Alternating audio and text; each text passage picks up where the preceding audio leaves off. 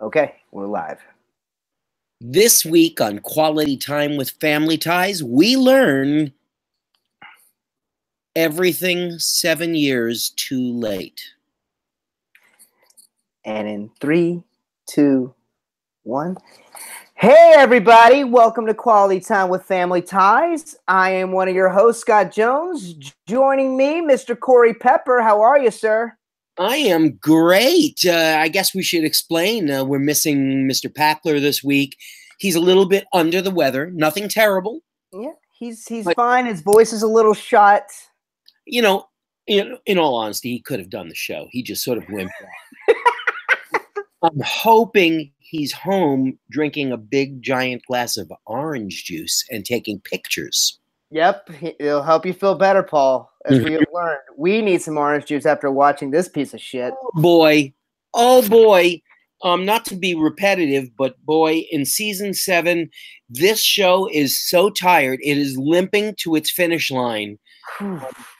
Limping, doing shows that they've already done, or in this case, a show they should have done 7 years ago. Yep, this is a season 2 episode. They're explaining the character of Alex P. Keaton after 145 episodes. And let's put it this way too, guys, is they're doing it through therapy and psychoanalysis, which we had a 2-parter that won Michael J. Fox the Emmy. My Name is Alex, a 2-parter, which we fairly enjoyed. They've done this. Right, they've done this.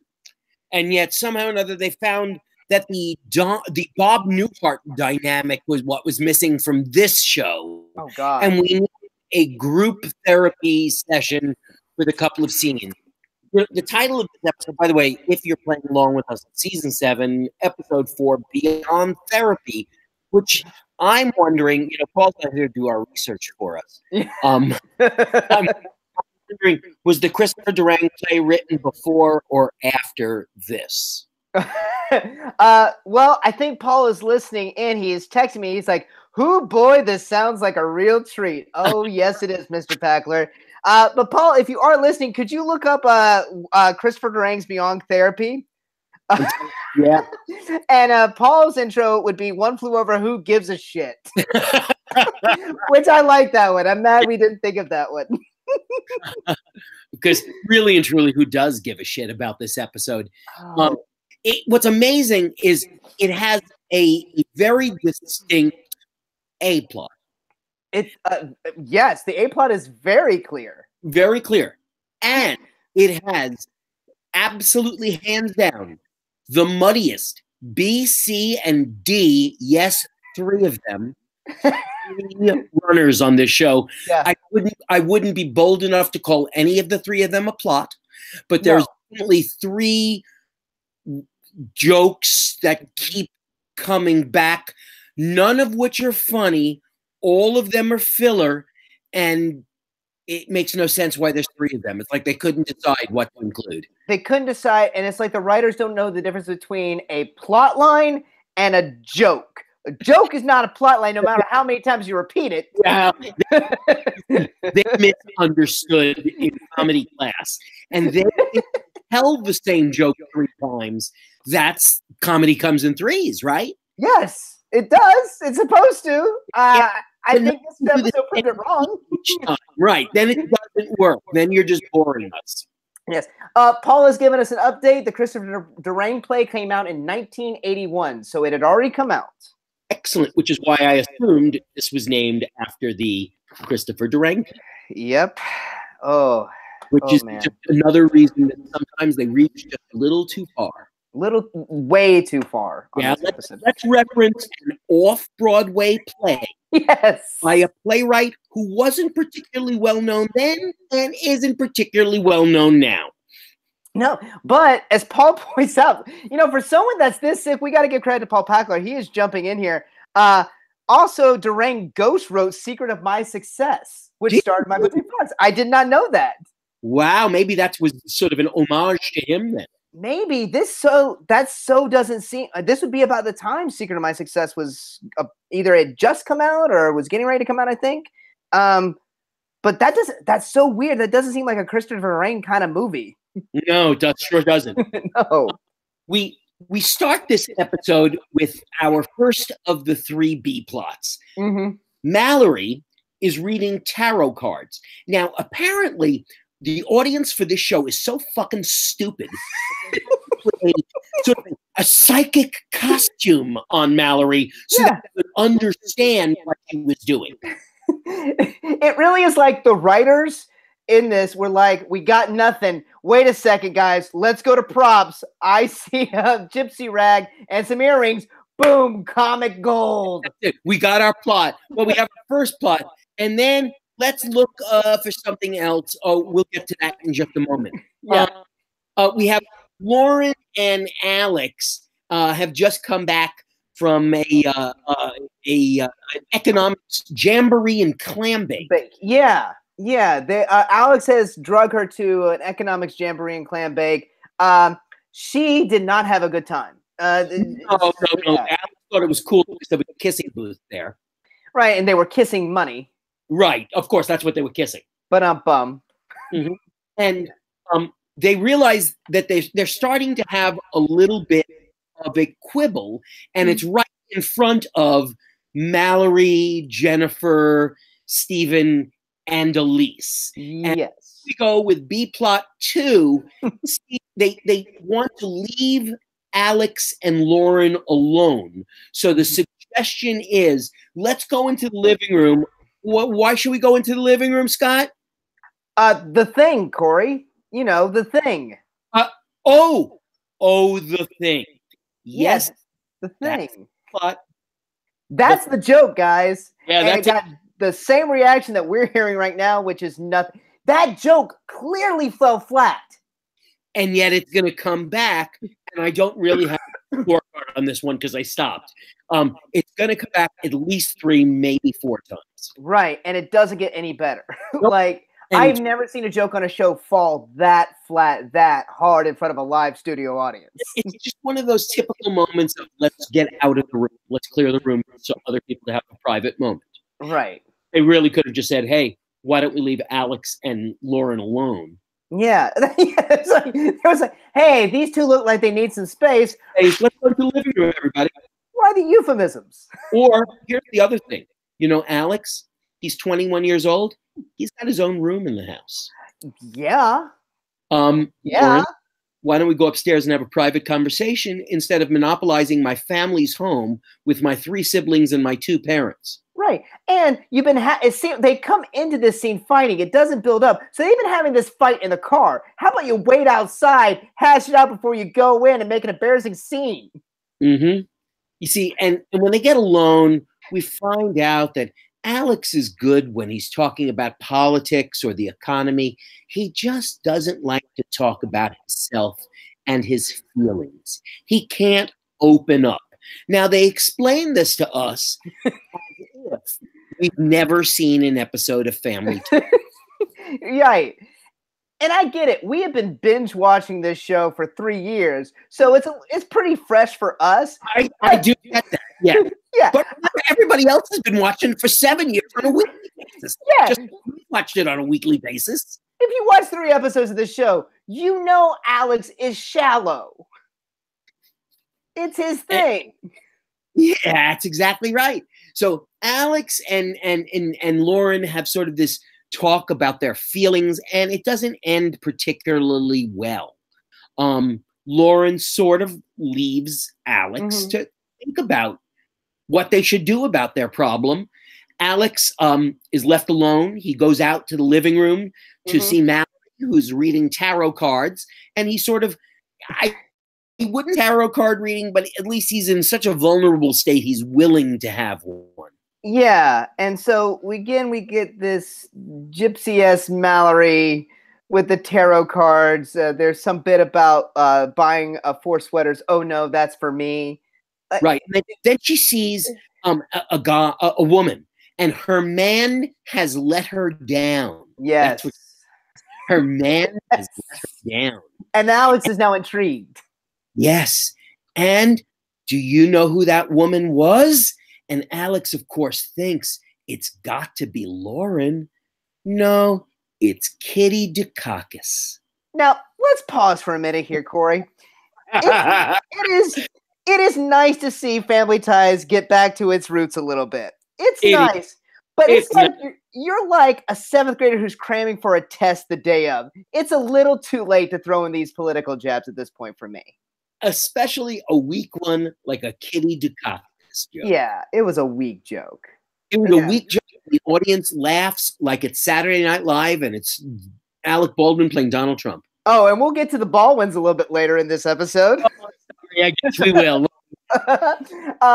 The whole time I'm watching this, I just kept thinking, man, what would Tracy Pollan do? Oh, sweet God. I miss her. Go over and over and over again how bad Courtney Cox is. And actually, Paul will say how bad she is. I'll say how vanilla she is. Yeah, I'll give vanilla to her. I don't think she's particularly bad, but she does not bring layers. No, she's just bland. There's just nothing really happening here. And no real chemistry between her and Michael J. Fox. I've discovered, because my wife and I were on a Friends watching binge for a little bit. And she's fine. She's actually very good when she's heightened. When things are heightened and raised, she really has good comedic timing. It's when things have to be at an even keel for her character that it's just vanilla. Well, exactly. And that's the difference between her character, her Monica, and Lauren in this, where she's here to service Michael J. Fox. Right. So and her very, very one level. And at least on Friends, there were episodes and certainly moments where it was very heightened, so everybody could be hysterical at certain times. Right. Exactly. So Mom and Dad enter and interrupt the Alex and Mallory scene, and they Stephen and Elise, how do you do it? Alex, how do you do it? How do you have this? These relationships are so hard. And Stephen says, well, every night we have a deep personal exchange. And he's like, what is it about? What was it about? It's personal. Right. That's right. We're not going to tell you. But just those jokes are so incredibly bad. Exactly. We're more interested in hearing what it was really about. Yes, they're just these punny, surfacey jokes this whole entire time, and then they set it up. This is what annoyed me about this scene and how clunky it was they set it up where Stephen and Elise come in. They have this exchange. Then Lauren comes over, and then they have to do the whole thing bit to get out. So there was no point for them to even come into the room. Except for that fucking joke. They came into the room simply to talk about the deep personal exchange they have every night. Only then Lauren comes in. Thing scene 2 takes place here. Another way to get out of the room again. And oddly enough, Lauren apologizes to Alex B. Keaton. Yes. Yeah, I'm sorry. I had feelings, and I got angry at you for not being able to express your feelings. And he apologizes, but he apologizes for not taking her seriously enough. Yeah, it's a weird apology from both of them because I'm thinking back to their argument. So there's never really any incident. It was just the fact that Lauren didn't like the clam bake. She didn't like being there. Okay. Right, there was no argument. It's not it doesn't sound like Alex did anything or said anything to embarrass her. Nope. She just didn't enjoy an economic clam bake. Right. There was no there. There was no incident. There was nothing that actually happened. Right. If he ignored her or if he was being snobby with his friends, then that would make sense to me. But yeah. We go from them hugging each other and sort of I apologize, I forgive you. Yeah. I apologize, I forgive you. Oh, isn't everything great? And as they're hugging, Lauren announces, I want us to go into group therapy. Oh, but you missed our B plot part 3. Which one? Oh, was there? Jennifer. Jen comes in. And Jennifer walks in. And you know what? I didn't even grasp the Jennifer B plot because it's so fucking stupid that here's the joke. Jennifer, she walks into the room at inopportune times and they tell her to get out. It's the same thing they're doing with the thing bit, but specifically now with Jennifer. And Jennifer, they keep going, Jennifer, this is private. She's like, why do I even leave my room? So they have 2 jokes that are almost identical, going on at different times. Exactly. And acting as though they're two different plots. Man, if there's ever like one of those online master classes by anyone that's written an episode of Family Ties, don't pay for it.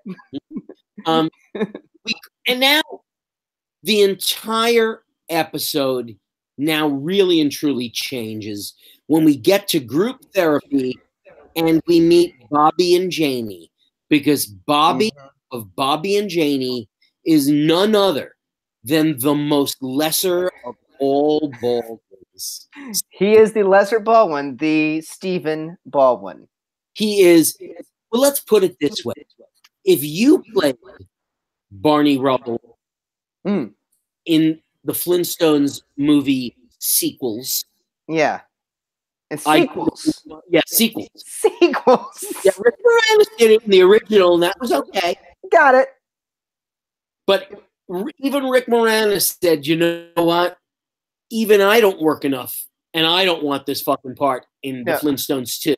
Yeah. Rick Moranis was like, well, yeah, and of course John Goodman wasn't coming back for that. No. So we get the lesser of all Baldwins in one of his earliest comedic masterpiece performances as guest star Bobby. Yes.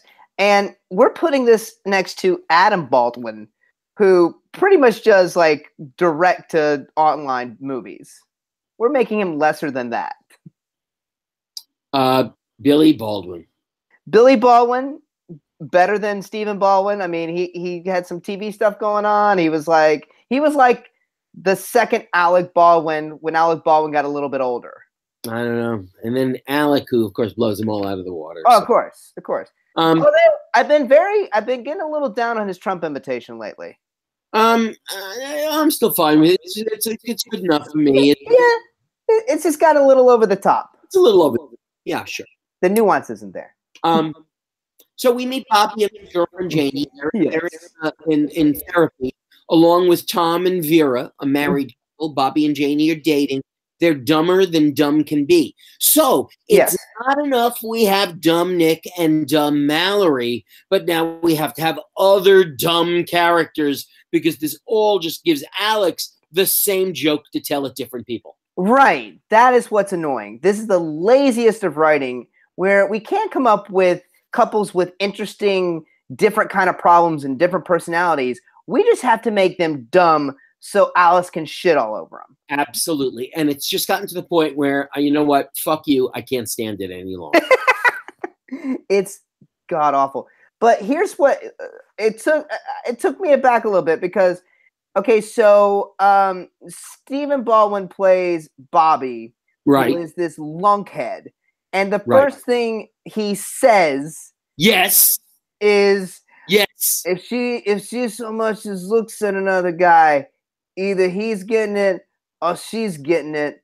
Either way, somebody's getting it. He is a wife beater. That's correct. This is horrible. And then a few lines later, the same dumbass character uses the word to describe someone as repugnant. Yes. So we're taking a dumb character and he describes someone as repugnant. Right. Again, I don't buy it. In the world. I just don't buy it. I don't believe the character uses the word repugnant. Right. Well, it's the laziness of we're going to flip what you think of the character for a split second on its head and have the dumb character luckily say something smart, and it's just dumb. So in this scene, you know, everybody's examining their relationships and sort of begging Alex and Lauren to also to examine their relationship. And Lauren starts to freak out the closer it gets to them having to talk. And she sort of explains, you know, that she's got to go. She doesn't want to be part of this. She's going to leave. Oh, wait, it's Alex first, though. Sorry, is that what I thought? Pardon me. It's Alex who says he can't handle it. He's got to go. Understand, guys, this is how twisted this episode is, where we can't even track the mistakes that the writers are making in this. She leaves first, and then he speaks to her in the most condescending tone of voice. He calls her honey or sweetie twice. Yeah. And honey, sweetie, I can't really handle this. This isn't for me. I gotta go. I don't fit in here.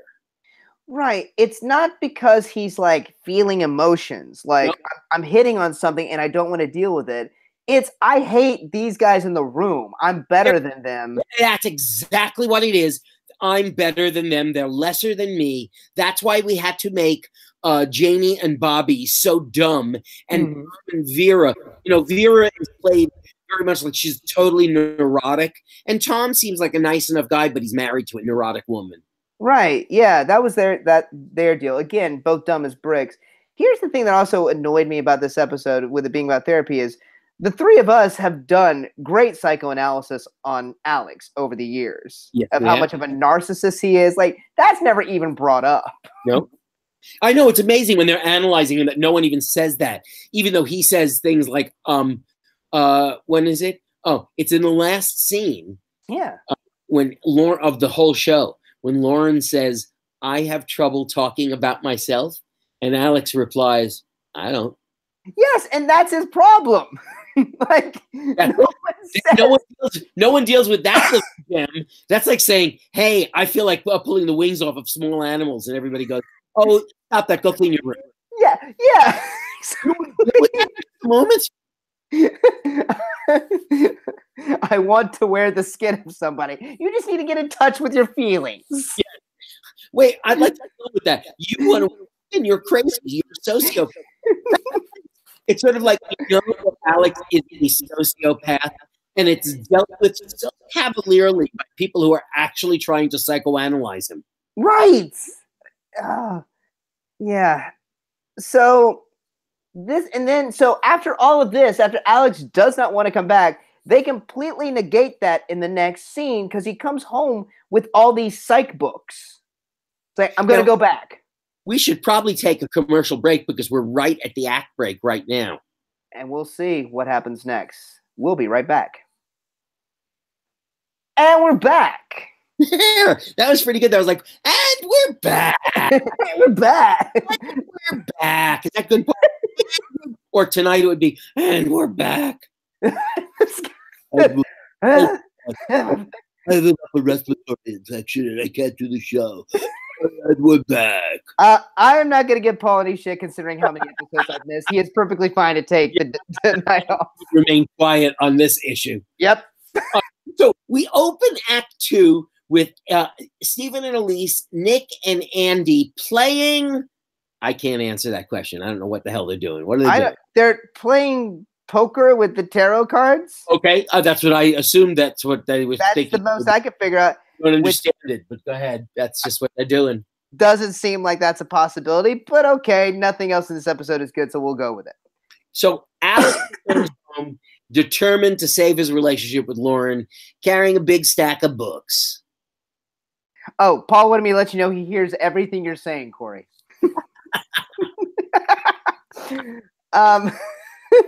Yeah. So they have this whole poker thing, and then there's Alex comes home with this big stack of books after refusing to sit with these degenerates. He has decided he will go back and sit with these degenerates. And he's going to go over all of these books. I love the way now he says a couple of things that are also like real, like, wow, these are red flags of how crazy Alex is. He says, I'm going to read all these books to find out what my feelings are and then memorize them. Yes. So to sum up, he is just going to give himself an analysis and just hype it up going back to group. So he doesn't have to deal with anything, which completely defeats the purpose of therapy. Right. He is literally trying to fool both his girlfriend, who's a psychologist, right, in charge of the group therapy. Oh my, yeah.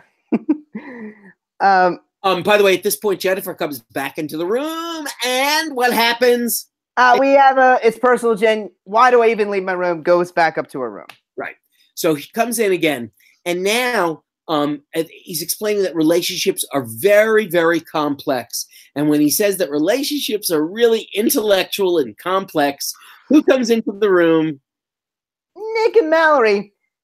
and they're singing Old MacDonald. Old MacDonald. Like 2 third graders. For no reason that's explained. No reason. Just to make it. They're skipping in, Corey. They are skipping in. But if he could, he would actually have them totally unfunctional, like handy capable people. Oh, it makes no sense. And there's no like rhyme or reason. And the scene ends with this. At this point, Mallory, Justine Bateman, you have gotten your paycheck. If a director tells you after 7 seasons of doing this to skip in singing Old MacDonald, you say hell no. Go to hell. I'm not doing that. Go to group therapy in this next scene. And to me, this is one of the worst scenes I've ever seen in my life. It's bad. It is really, really awful. And I got to say, there isn't a single good performance in this entire scene. Starting with Dr. Davidson, who's dreadful. She's an old battle axe. I don't even know what her purpose was. Unfortunately, they give her a lot of scenes where she's sort of driving the shrink talk in the scene, and it makes no real sense. So they want Alex to share his feelings, and Alex does indeed stand up and he shares his feelings, except they're not really his feelings. No. And we can clearly see that he's acting like someone who's trying to share their feelings. He gives like a great monologue and speech of what he was feeling stuck into traffic, and he admits, like an alcoholic at an AA meeting, that he is repressed. Oh, and he like plays teacher's pet with Dr. Davidson and kissing her ass. And then he goes over and he mugs all over the bald guy's head. The other guy, what was his name? Myra? I don't know. I forget. Yeah. Where is it? It's on that group scene. Tom and Vera. That's what Tom and Vera. Yeah. He goes over and he mugs all over Tom's head. Yeah. It's so stupid. And Alex just controls this whole scene and then screams out that I'm repressed and thinks that should really be the end of everything. Here, I've made a great confession. I figured out I'm repressed. Now let's move on. Right. And the thing is, he's not repressed. I know Lauren thinks that too. He's not repressed. Of all the things he could have said, that was perhaps the dumbest thing that he could have said. He is not repressed at all because he's over talking about what the fuck he wants. Exactly. About him. Repressed people don't talk about about themselves all the time. Right. Lauren clearly wants Alex to dig deeper. She thinks he's on to something. And he admits that he wants Lauren it's Lauren's turn. Yeah. And he encourages Lauren, hey, Lauren, get up and say anything, just like I just did. They'll buy it. So, yeah, let's go to therapy. We'll both lie. Yeah. Get no benefit from it whatsoever. And that's therapy. And also, the purpose of him lying was to get in good favor with Lauren. And then he pretty much tells her exactly what he was doing the entire time. I'm just bullshitting. Yeah, I bullshitted everything right there. Oh, wait, you were the one I was trying to fool more than anybody. Right. This scene was just so it wasn't even thought out. All over the place. And then at certain times, it truly seems, even though there's a doctor there leading a group therapy session, it seems like Alex is leading the group therapy session at times. Right. Scene, he controls the flow of information of what's going on. Dr. Davis there like a total moron. She's a horrible therapist. Lauren wants to express herself, but she is finding herself very much like Alex, incapable of expressing herself at this moment. Paul would like to add, I bet you $500 million Gary David Goldberg went to therapy and they told him he was repressed.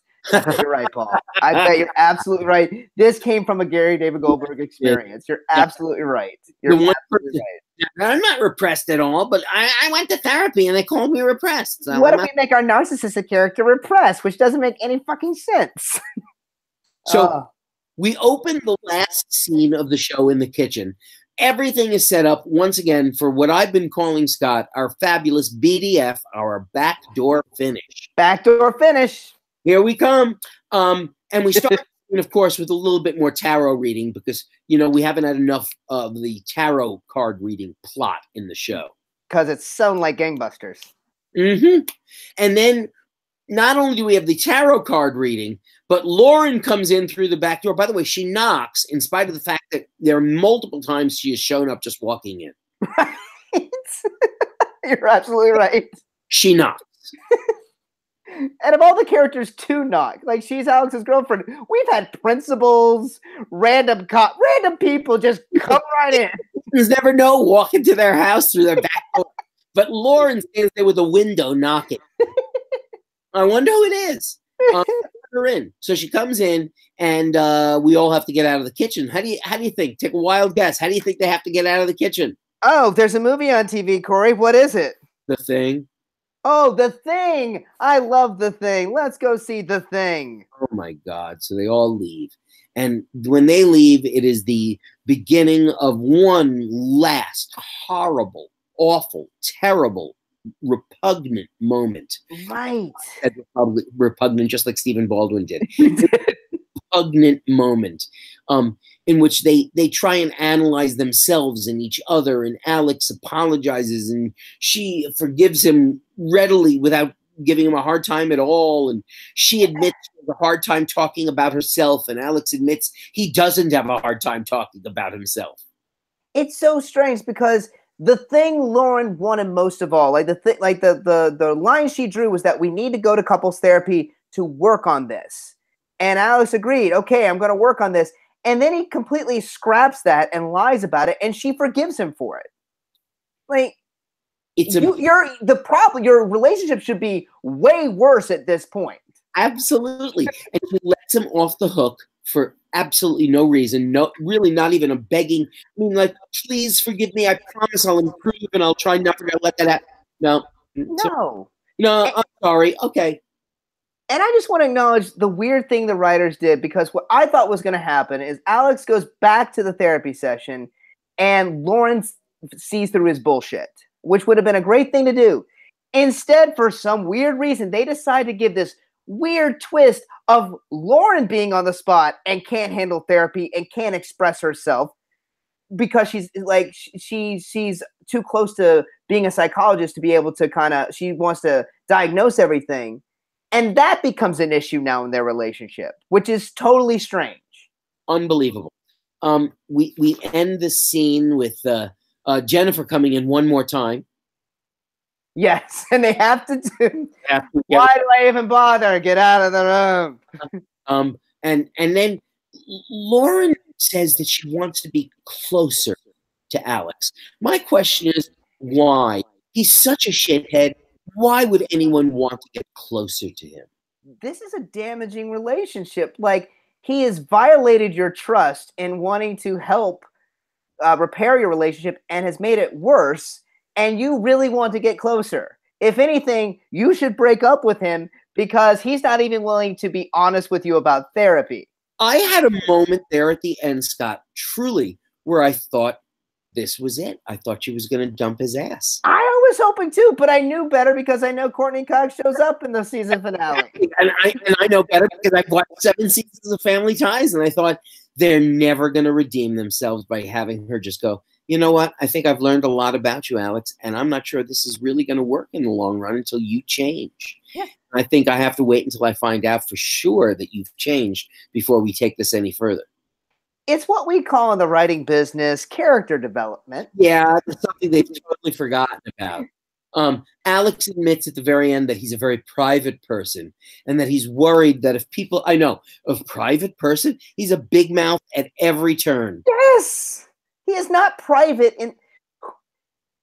It's like they got a brand new writer who didn't read the Bible, who had never seen an episode of Family Ties, and wrote this. Yep. We say this all the time. It's like they've never seen any. It's like, really hired somebody and you didn't watch 7 seasons that preceded this. Come on, stop that. None of this makes character sense at all. And then we, of course, end with an awkward hug between the two of them that they're, they love each other. I love you. And everything's all right. And 22 minutes later, we wrap it all up with a very neat little bow. This was painful, Corey. It was. It was really bad. And the only thing that got me through the earlier part of it was the fact that I was so excited to see Stephen Baldwin's face. Because when you see Stephen Baldwin, something's going to suck. Oh, absolutely. If Stephen Baldwin was in a show, it's going to be bad. If he touches it, with of course, the usual suspects being the one exception to the Stephen Baldwin rule. Yeah, exactly. And even, I watched that not too long ago, and it's a great movie. He does a fine performance, his best performance he's ever given. But at the same time, you can't help but think, wow, if they got someone other than Stephen Baldwin for that part, they would have done so much more with it. And that's the best compliment I can give Stephen Baldwin. The only good thing about Stephen Baldwin finding God is that it's kept him from doing more Hollywood movies. Yeah, Paul would like to point out Stephen Baldwin came out of usual sources as most likable at this point. That's true. It's absolutely true. Mm-hmm. Man, the moment I saw Mallory in the tarot card outfit, I knew I was in for a long episode. I just keep on hoping that they will surprise me with some episode that I enjoy this season. Here's my prediction. What I think is going to happen is we get to holiday break, and then the reality of this show ending hits them, and they're like, "Oh, we kind of gotta give it a little." I'm hoping that's what they think. It's like we got like 9 more episodes. They have just a little bit more energy just to push power through. Give the old college try, guys. At that point, but this was no effort whatsoever. No, as usual, as per we've become accustomed to. Yeah, but you know what, Corey? I'm a little nostalgic because this is the last time we're ever going to have a season 4 episode. Oh my God! It's our final season 4. Final season, episode 4. Our final episode 4. Yeah. Next week we can cry over the final episode 5. I can't handle it right now. Okay. 1 week at a time. 1 week at a time, Corey. Well, that wraps it up for us, gang. For questions and comments, be sure to write us at qualitytimewithfamilyties@gmail.com.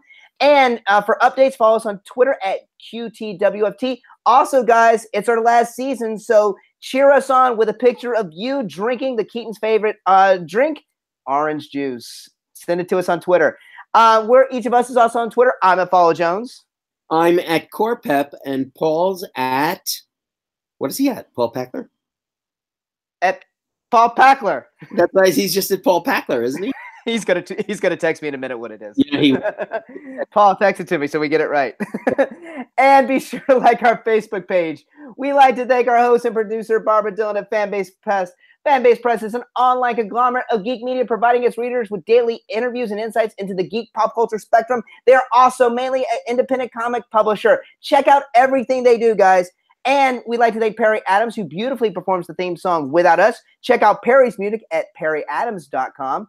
We'd like to thank Brian Dillon, Fanbase Press's president, who also edits our show. And lastly, we've done the show 7 fucking seasons, and we don't know what Paul's thing is. Paul.Packler. He's pissed. And lastly, did I ever listen to Paul when he's babbling? Yeah, this is just white noise at the end, Paul. How many times do I fuck this up? Because it's white noise. And lastly, Sean Foster, Fanbase Press's graphic designer, for designing our logo. Thank you, everybody, and we will see you next week. Cha-la-la-la. Bye.